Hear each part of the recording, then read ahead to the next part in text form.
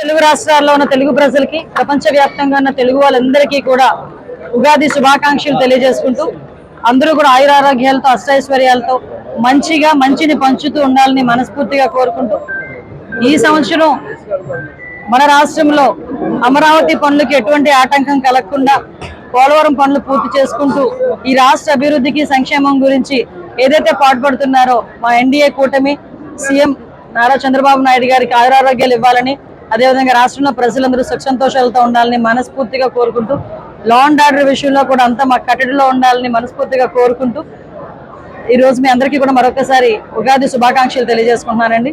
ముఖ్యంగా Anakapalli Nookalamma temple, Nookambika temple అంటేనే అందరికీ కూడా ఇలవేల్పు, ఉత్తరాంధ్రకే ఇలవేల్పైన అమ్మవారి జాతర మనకి నెల రోజుల పాటు ఇక్కడ కొనసాగటం. ఈ రోజు నేను కొత్త అమావాస్య, ఈ రోజు ఉగాది సందర్భంగా ఈ రోజు నా కుటుంబ సమేతంగా ఇక్కడికి వచ్చి అమ్మవారి దర్శనం చేసుకోవడం, అమ్మవారి దీవెనలు అందుకోవడం కూడా చాలా అదృష్టంగా భావిస్తున్నాను. అమ్మవారి ఆశీస్సులు అందరికీ కూడా ఉండాలని, మెండుగా ఉండాలని మనస్ఫూర్తిగా కోరుకుంటూ ఇక్కడ వచ్చిన ప్రతి ఒక్క భక్తులు కూడా ఎటువంటి ఇబ్బందులు లేకుండా చూసుకునే బాధ్యత కూడా గవర్నమెంట్ తీసుకుంటుంది. అదేవిధంగా పోలీస్ సిబ్బంది కూడా అన్నిటికీ కూడా సహకరిస్తున్నారు. ఎవరికి ఏ ఇబ్బంది లేకుండా చూసుకునే బాధ్యత కూడా కమిటీ వరకు. అదేవిధంగా ఈ సంవత్సరం ఇంత పెద్ద ఎత్తున చేయడానికి గల కారణాలు కూడా మన ఎమ్మెల్యే గారు కొంతల రామకృష్ణ గారి కృషి కూడా ఇందులో ఉంది. దట్టు ఈ రోజు గవర్నమెంట్ కి కూడా అనకాపల్లి వాసిగా, అనకాపల్లి జిల్లా మంత్రిగా నేను నారా చంద్రబాబు నాయుడు గారికి, సీఎం గారికి కృతజ్ఞతలు తెలియజేసుకోవాలి.